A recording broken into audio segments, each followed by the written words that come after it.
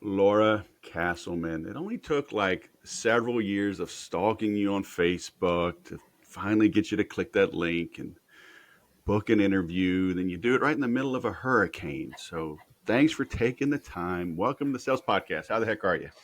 I'm wonderful, and sorry about the hurricane and the delay. I'm not even sure how it took us this long to get something on the calendar. Hey, I don't blame you. You know, my parents used to hang a pork chop around my neck just to get my dog to play with me. So I mean, I'm used to people, carbon based beings like avoiding me, but I am the sales whisperer. I am persistent. All right. You know, That's you right. can run, you'll just die tired. But thanks for clicking the link. Absolutely. Thanks for being persistent. We all know sales requires follow up and follow through. There we go. So we're going to get into a few things, but you mentioned some just before I hit record. But for those listening, and I'll do the intro and the post production. But you are the relative. Well, you've been the CEO, right? But you're the relatively new owner of JVZoo. That is correct. Yeah, I've been here for 9 years Yeah. and in June bought into the company. And so people may not understand. I mean, JV is joint venture, Correct. right? So are you a competitor or an alternate to like Commission Junction and things like that?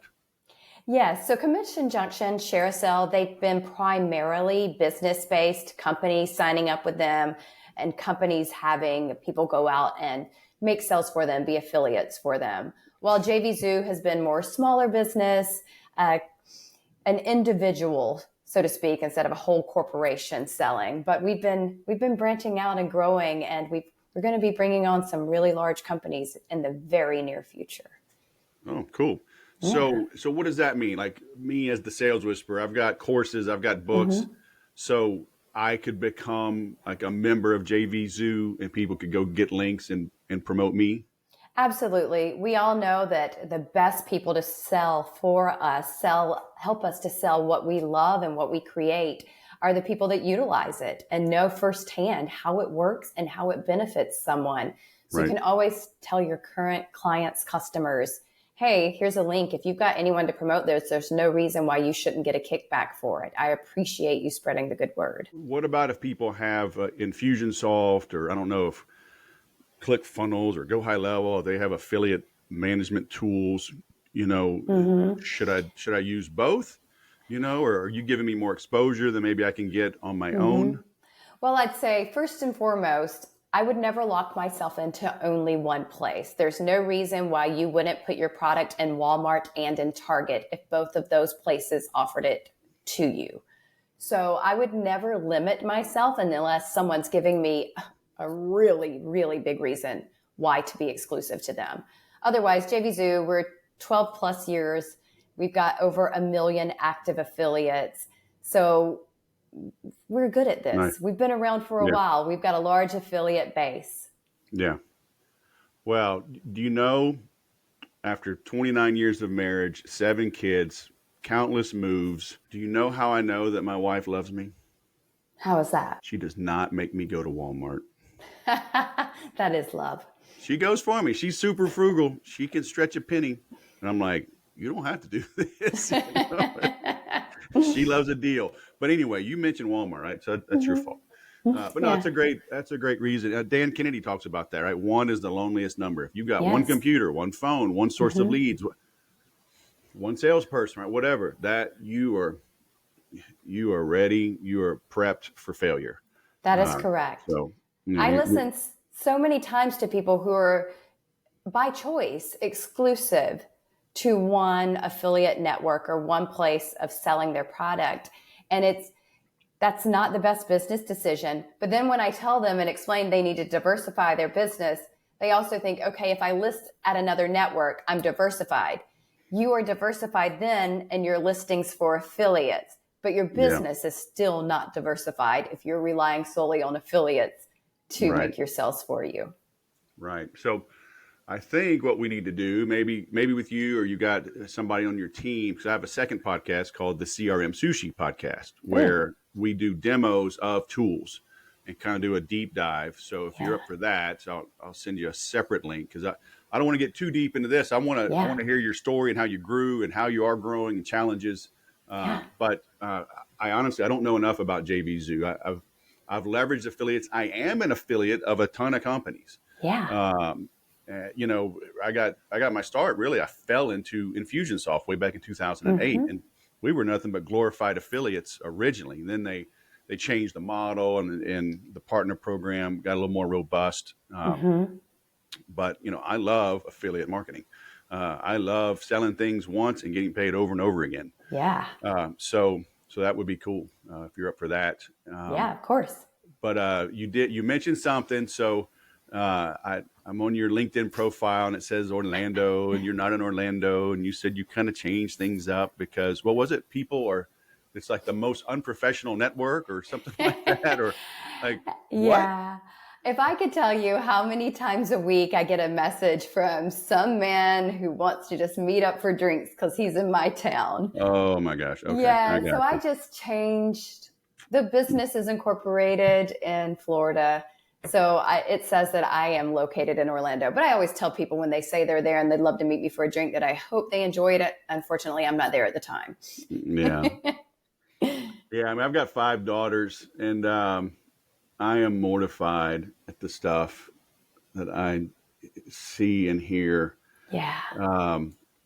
And then the fact, like, it's happening. LinkedIn is turning into a little bit of Instagram, maybe a little bit of Tinder, although It's wild. I don't have a Tinder account, but I've seen. Yeah. So a classmate of mine from the Air Force Academy, she came up years ago, probably 6 years ago, and she had just gotten divorced or had been divorced for a while, but she came up and we took her wine tasting, and she had to get away and clear her head.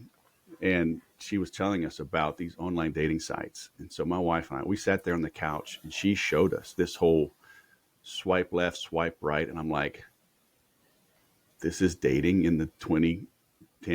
You know? Yeah. Like, oh my gosh. Yeah. But anyway, I love, hate LinkedIn for different reasons. I mean, the spam that I get, the BS messages, the immediate pitches, it's just abysmal. I mean, Yes. people have no game. None. None.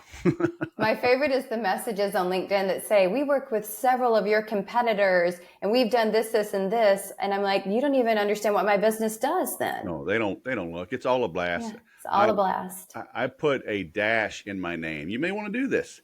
I used to have a little red phone emoji in my name, and I did it just to stand apart. And then I just turned it into a dash. So it's West Dash and then Schaefer. But I learned how much people scrape databases. So when I get a message that says, hi, West Dash, then I know it's not personalized. Right? That's right. It's a little thing, a little trick that I found.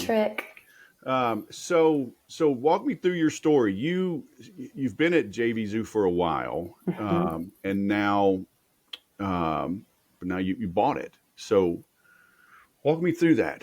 How did that come about?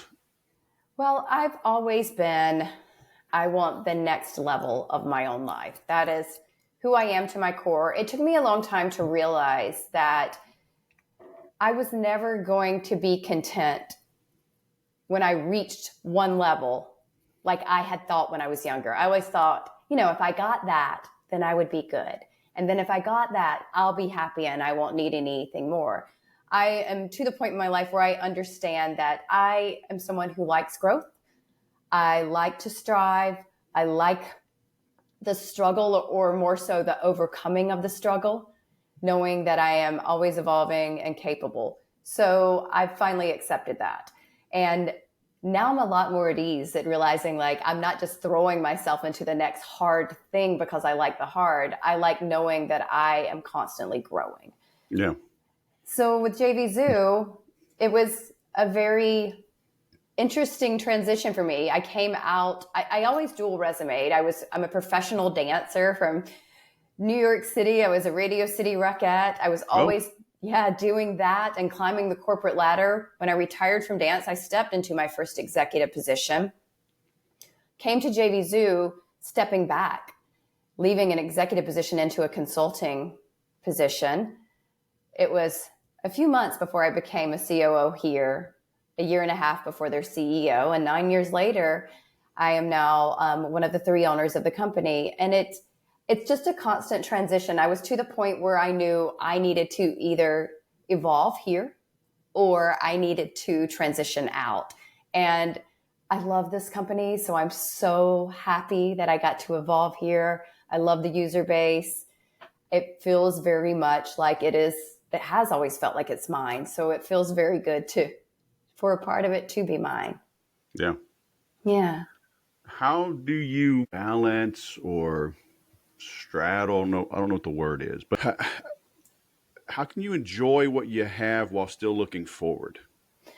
Right? Because sometimes I feel like we get caught up in the grind and it's like, we have to grow, period. Because people will come to me and say, well, we want to grow sales. I'm like, why? Well, doesn't everybody want to grow sales? No. Yeah. No. I mean, maybe you're in a good spot, and you got to grow to keep the lights on, maybe. But like the Arizona iced tea guy, right? He says, we're keeping the things at 99 cents. Yeah. He's like, our infrastructure's paid for. It's still profitable.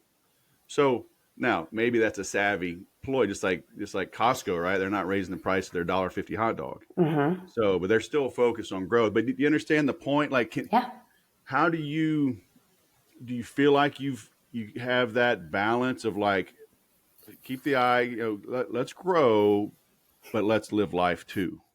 Absolutely. So for me, I am most content when I am growing, and I understand that.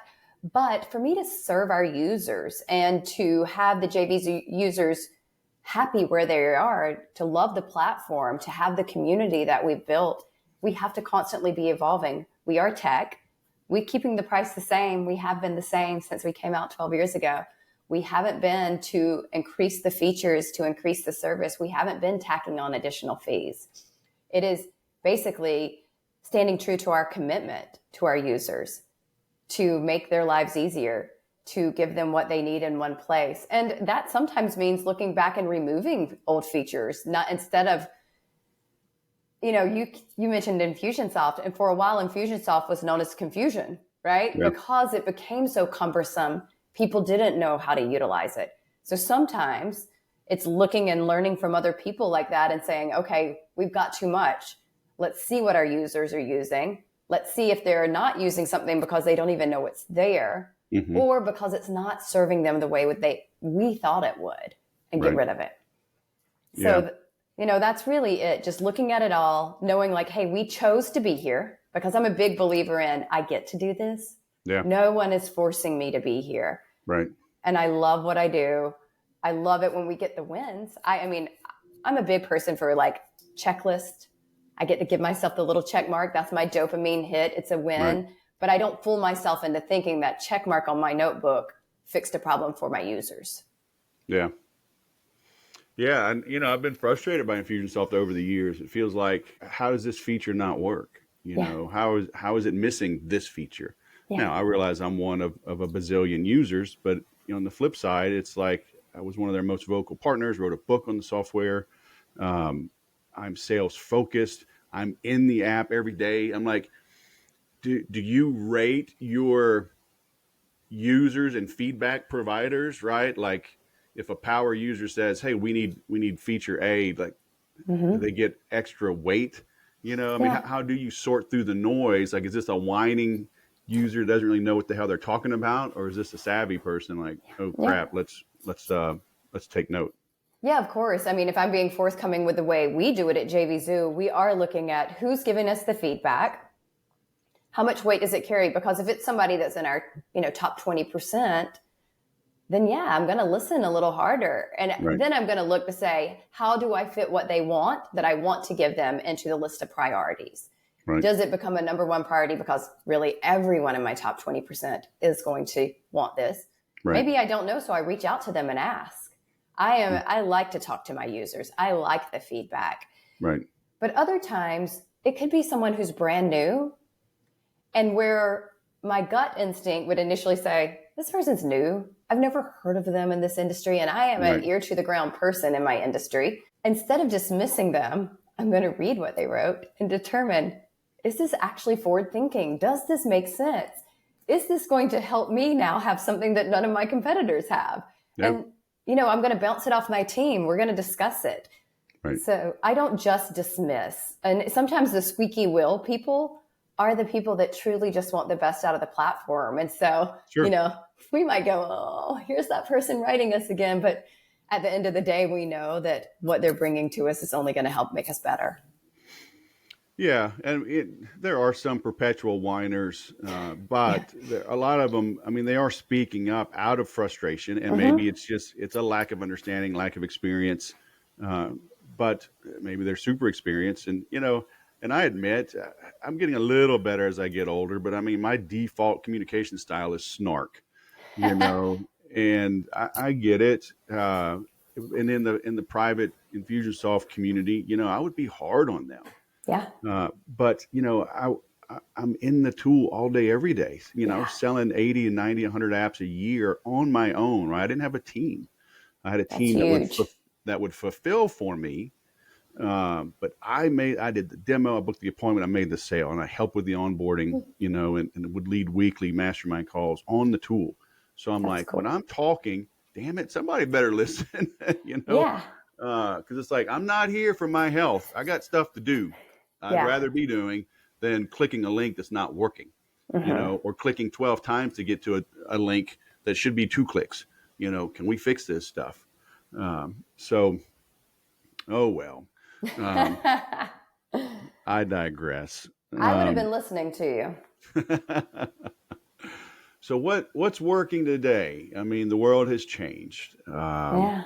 The online world has changed. AI is here to stay. Yeah. What are some opportunities you see in this brave new world of online marketing? So I think a lot of people, they don't really understand how to get affiliates properly promoting and marketing their products.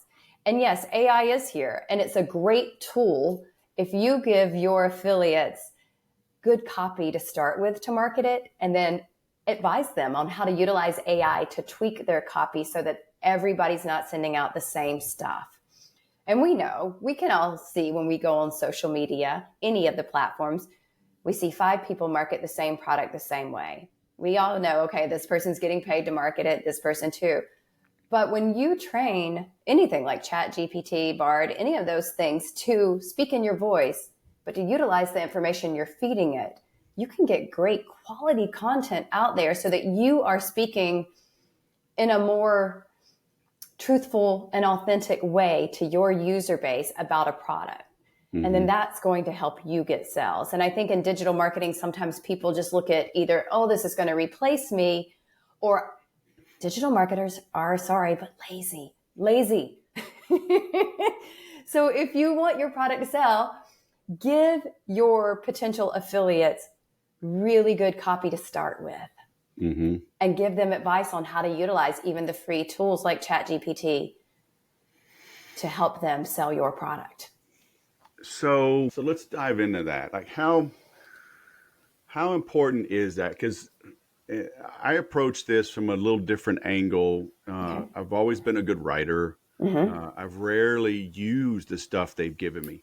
Now, I might use it as some filler, or at least so I'm not staring at a blank screen, and I would rewrite it, or I developed a name for myself in that I don't promote stuff just to make a buck. It's like people come to me because I've used it, I like it. I'll tell you honestly where it works, where it falls short. Mm-hmm. So now buyer beware. Right? You know the pros and cons. Knock yourself out. I like it. Here's why. So I would just make my own, promotions based on that. But as a percentage, like if somebody's doing a promo and they've got 100 affiliates, 1,000 affiliates, I mean, like out of those 100, how many would just copy and paste what they were given? How many of them want to write their own stuff? You know what I'm saying? Well, I would say the overwhelming majority are going to copy and paste, which is why things don't work. Or it starts out with a bang day one, and then it becomes stagnant shortly after. When it's someone like you, which is going to be in the top 10, I mean, if we're lucky, top 20, but really top 10%, then you're actually looking at the product, you're reviewing it, and you're giving an honest review, and you're not involved in the recip game where people are like, well, I promoted your product, so now you must promote my Yeah. product back. That's a race to the bottom. I'll never Yeah. understand that. You have to know your customer base. You have to know who's listening to you and respect that. And Yeah. in turn say, this is why I like or don't like this product. Here's the Right. positives. Here's the negatives. Now you go make your own decision. Right. Or if you bought this last product I promoted, this product combined with that is powerful. And here's why. Mm-hmm. And I think too many people just skip that part and they just grab the copy and throw it out there and say, well, I did what I should have done. But they're in that crazy recip game. Right. All right, let's shift gears a little bit. Are you ready? I'm ready. Let's do it. So your acquisition is interesting. I always like to look under the hood a little bit. So you said 3 of you are owners. Correct. How did that come about? Was it natural and easy? Was Brian just like, hey, I'm ready to move on and like worked with y'all, or was it a hostile takeover? I mean, I don't think it was, right? No. I mean, and how did y'all come together? How did you decide on 3 owners? And I mean, that can be messy. Yeah. How'd that come about? So JVZoo started a long time ago with 3 co-founders. And then they had a handful of, I guess, an advisory board that had 0.5%, those people. Several years ago, ownership changed. All the 0.5%ers left, were bought out. And then one of the co-founders was bought out at the time as well. And one of the original programmers became an owner. From there, those 3 were running the show. And like I said, it was time for me to either transition out or to change. Look, you were probably running the show. They just had the title. Come on, be honest. Well, yeah, sure. But I did report to my board, and All right. There were lots of things I wanted to do that my board didn't necessarily want to do. And when I think about Chad Casselman and Brian Zimmerman, 2 of the original people with this company, 12 years is a long time. It's a grind and it's, tiring. So I would go to them with things I was excited to do. And they were just like, too big of an undertaking, not going to do it. Vote me right down. And when you work for a board, you follow the lead of your board. Yeah. There were things I really wanted to do. And so I talked to them about it. And I just said, like, I either need to know someone's got to run with me or someone's, you guys are going to have to either let me go or tell me it's time for me to exit out. And then I have another business partner that runs media advertising with Vita Street, a company that I own. And I was like, this is what I need. I need the media. I need the marketing at JVZoo. I want to go. There's things I want to do. I want to get this community running again. And so he was like, yeah, I think that's great. And I was like, you want to buy it with me? How do you feel? Like, should we go make a proposal? And that's what we did. We made a proposal. And like I told you earlier, I still talk to Brian Zimmerman often. He's always going to have some like feedback for me, some context. There are things that I want to hear from him. And, sometimes he's going to tell me, no, that's a dumb idea. And I'm going to listen. And sometimes he's going to tell me, no, I'm going to push through anyway. I'm going to say, no, I really have this gut feeling. And with my research, this is what my users need. Yeah. So it's been a lovely transition. It's nice to have, Chad's still here, but Chad's excited again. And it's nice to see everyone's rowing in the same direction again. Yeah. Instead of like someone's Chad and Brian both being like, nah, that's a dumb idea, Laura. So did you say Chad Casselman? So there's some relation there? Yeah, he's my ex-husband. Oh, okay. Yeah. Gotcha. Yeah. So you decided to buy him out. How does that work? Did you have savings? Did you have to get a loan, do an SBA loan? Like, cause that's not always super easy. It's not always super easy.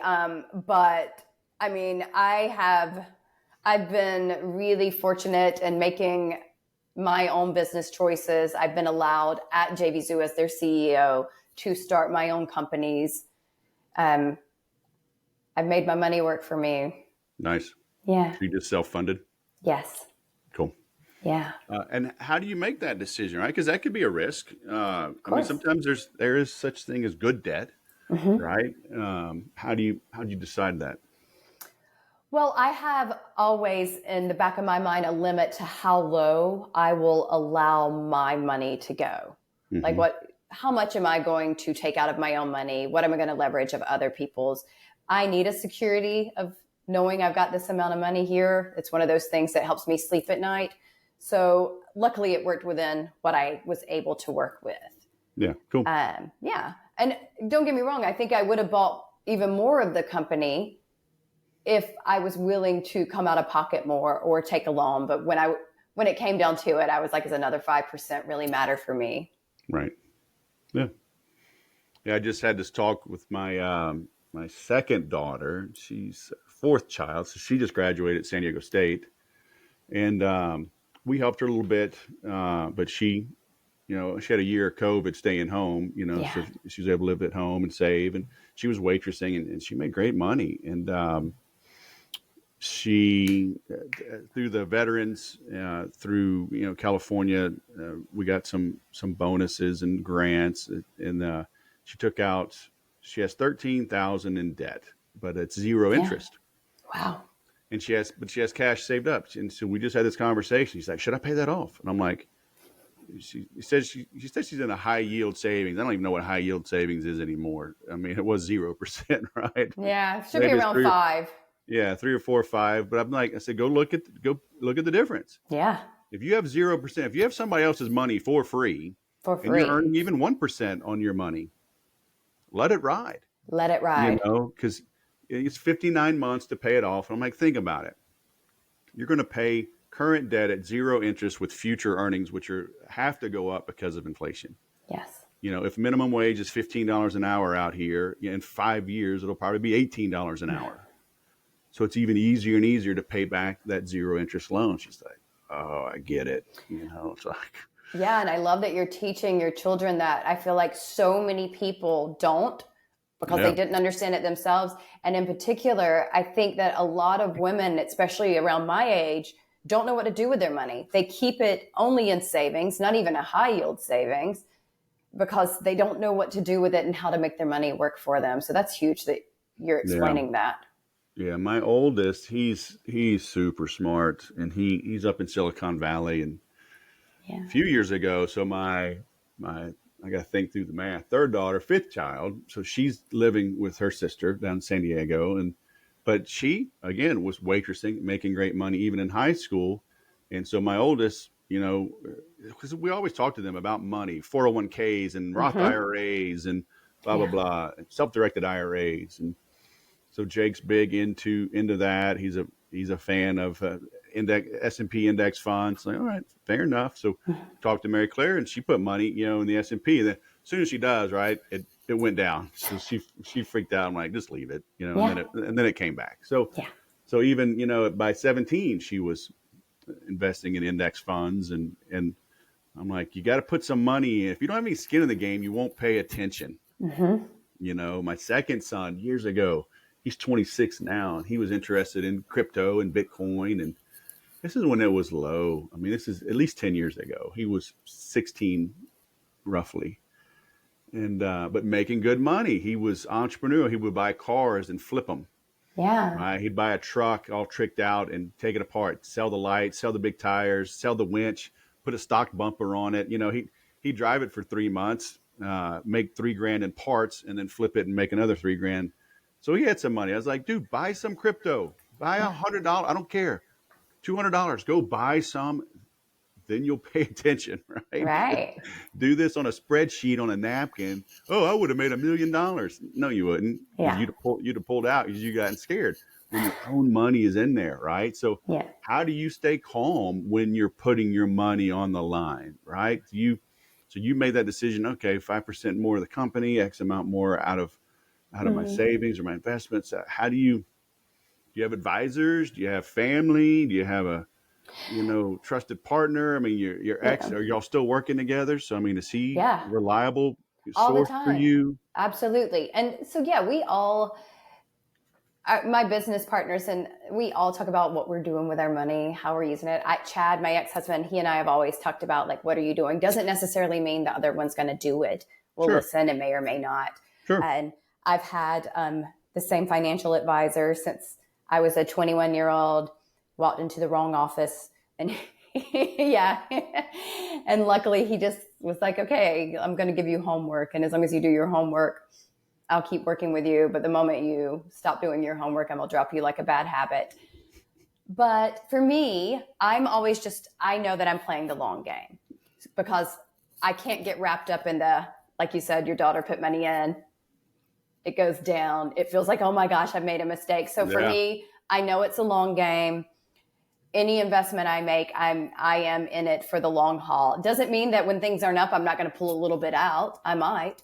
But I can't go with I'm not on a roller coaster. This is my money and my life, and I'm in it for the long game. Get my mind on my money and my money on my mind. Is that you? You get that thumping in the back? Sometimes I do. Sometimes I do. I'm watching one of the Star Treks with Chris Pine. Mm-hmm. And it's older, like 2016. And there's a scene, and I don't know, it might ruin it for some people, but if they play music, it disrupts the enemy's frequency of communicating with all their other ships. And so they start thumping. I think it was Beastie Boys. Yes. All right. This is all right. This is, I'm like, that ages me. Oh, I used to love dancing to the Beastie Boys. Oh my gosh. Beastie Boys. Yeah. And I love I know Galactic. The Galaxy. You're talking about the movie. The movie. Okay. Yeah. They play all the 70s rock. Yes, that's a great soundtrack. Yeah, really good. So dancing, huh? All right. Yeah. We may have to get into that later. But did dancing teach you anything about business? A ton. It taught me how to work with a team and how to lead a team. And I think that has played a huge role for me of getting along with people, working together for a final outcome, and never thinking because you're the star or the leader of a company that it doesn't require every single person that's there to make it happen. Yeah. So you did that for what, 4 years? No, I danced professionally for 16 years.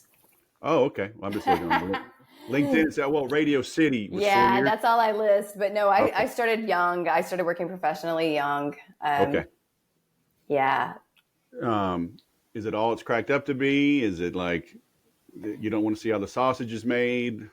For me, I loved it. The Radio City Rockettes was my childhood dream. I announced at 3 years old I was going to do that. I came from a small one-stoplight town with three television channels. Yeah. So I saw the Rockettes at the Macy's Thanksgiving Day Parade. Nice. And decided that's what I wanted to do with my life. So I realized my childhood dream, but also it was everything I wanted it to be. Nice. Yeah. I don't know anything about it. I mean, do they pay enough that it's your only job, or is it like a side passion project? So the Rockettes is one of the most prestigious dance contracts in the world. And while you only have to work the Christmas season, which will start around October, finish the first week of January, there is year-round work. Sure. But you get year-round benefits. Nice. And if you just sign up for the 401k, they're going to give you money whether or not you contribute or not. So for me, I took time to read my very long contract and understand it all. Nice. And it was a very lucrative business for me. I would start, if I got asked to do interviews, I would start my interviews in my pajamas in my bed in the morning, because at a certain time you get time and a half because it's before you're supposed to be at the theater. Then once you hit 8 hours, you go into double time. And so I would maximize my day. I would do, radio interviews, whatever I could, all in the morning, and be on the clock before I even, got out of bed and brushed my teeth. Yeah. And it was very lucrative for me. I could make enough to pay my rent in New York and buy all my food for the year in about 10 weeks' time. Oh my gosh. Nice. Mm-hmm. Yeah. It's kind of like in the military. If you just cross enemy airspace, you could get combat pay, but at a minimum, you pay no income tax for that month. And so, and I was in the Air Force, and I was not in combat. but I deployed a couple of times to the Middle East, Yeah. and I realized, so guys taught me the ropes. I had no say over it. I mean, you go in, you go out, whatever they tell you, but they could work it to where fly in like last day of the month, fly out first day of the month, kind of thing. Love So even it. even if you were just there for one day, and it literally could be a 2 day turnaround, um, but you got both of those 2 months, and you get your income tax uh, saved. That's a raise, right? That's a huge raise. So That's yeah, right. just read the details. People don't do it. Yeah. No, and I would Um, say that's what the lesson here is, right? Is figure out the details and how to make them work for you. It's the same yeah, with our taxes, right? Our taxes, there's about 10 pages that tell us what we have to be taxed on, and then all those other pages tell us how to get out of taxes. yeah. Well, I know. I remember when Trump was debating Hillary, and she's like, "Oh, this guy doesn't pay taxes." He's like, "You're right. I don't pay taxes." She's like, "But you wrote the laws." He's like, "How do I know you wrote the laws? Because I paid all of you in campaign contributions to write the laws." So he's like, "You can Right. change the laws, and I'll pay more taxes, but Yeah. if it's legal, Yeah. hello." Exactly. Exactly. If all it takes is your time to read it, to understand it. And Yeah, now, I mean, my gosh, we've got Chat GPT. You just yeah, ask it, yeah. hey, will you read this for me and tell me? So many people run around with their heads down. Oh, woe is me. I'm a victim of Oh this. Oh, gosh. the timing. And it's like Yeah, it's either an obstacle or it's an opportunity. that's right. And if you stop wasting time with the negativity and blaming everyone else, you'd be Yeah, amazed at what opportunities you'll find. yeah, yeah. Yeah. Amen. And I think you have to call yourself out on it too. Like, I have bad days, I have negative days, but I am so good at calling myself out on it. Good. And then I know how to reframe. And for me, a reframe is just I sit there and I go through the things that I'm most grateful for. And instantly I'm like, I got to get to work. I've got things to do. Yeah, yeah. I mean, it's the old adage. It's like oh, when I feel better, I'll go do the work. Well, no, when you Mm-hmm. do the work, you'll feel better. That's right. Same with working out, right? You Same put the with work working in, you out. feel better. There's days you don't want to go, and I tell myself right now because I'm getting back in the gym, and Mm-hmm. because I took time off from the gym, but I train jujitsu 5, 6 days a week, so Yeah. I'm banged up, but I'm like I've got to get stronger. I lost physical strength. Mm-hmm. I've got jujitsu strength, but I don't have the old school, and so I need to find that mix. And it's like I don't tell myself, "Oh, I'm the greatest weightlifter ever." I tell myself I'm a consistent exerciser. I Mm-hmm. emphasize physical fitness. Yes. I move my body every day. Mm-hmm. So it's different. Like I'm not going to win the gold medal, for powerlifting. Right. So I just so, but just that little switch. I exercise. I move my body every day. Yes. Change. So I make prospecting calls every day. I send an email newsletter every day. I Mm-hmm. sit down with one of my people every day. I read customer feedback every day. So whatever. And some days at the gym, a lot of days at the gym, I'm not setting records, but like I moved, Yes. I pushed some weight, I stretched. I didn't go backwards. That's right. And every day we could move our bodies, we should be grateful to move our bodies and make that happen. My 4-year-old, well, she turns 4 next week, but she's been working out with me for a year. And it's not every day, but she sees me taking care of my body. And there are Yeah. days like yesterday, I told you, my kid's been home with ear infections. Yesterday, she was feeling better in the morning. And the first thing she asked me as soon as she got out of bed is, Mommy, can we work out together? Nice. And I was not feeling well. I was going to skip my workout. But the first thing, like my reply is, of course, let's get going, Yeah. because it is so important that we move our bodies and it does release those endorphins. We feel better. It's the same when we say, like you Yeah. said, I make sales calls every day. The moment you do that, you give yourself that dopamine hit that because you did what you said you were going to do, and it Mm-hmm. fuels you to do the next thing. Yeah. For And sure. consistency. I remember reading something. They did a study on like the difference between wealthy children and poor children in education. And the biggest difference was not the schooling. It was the huge gap in the summers, the huge breaks Mm-hmm. where the poor kids did nothing. Yeah. And the rich kids had other stimulation, camps, or Right. just things that stimulated the brain and kept them learning Mm-hmm. and doing. And when you compounded that over 4, 5, 6 years, all the way into eighth grade, it was an insurmountable deficit, Yes. so just continue moving in your mind, your body. So, amen. Well, you know what? You were worth the wait. I Oh, just got to thank say. you. Thank you. I And, appreciate that. and you do this in the middle. You got I have a hurricane passing over your head, and here you are bringing the value. Well, we made the rain go away. It looks calm out there. Well, I was a meteorologist in the Air Force, so I have that kind of power. You know, I love it. Next time a storm's coming, I'm calling you. you call, just send me a text. Send me a text. I'll get on the screen. I get my Got the Apple voice? Pencil and Yes. I outline your house. Well, now that I know where you are, I kept circling Orlando to keep you safe, but you're not there. Now So that you know, you're going to prevent the storms. I'll push it away. I love it. Cool, cool. Well, the Right. guru from JVZoo, Laura Casselman. Thanks for taking the time. It's great catching up with you. Thank you for having me. Hey, stay dry, all right? And go sell something. Okay.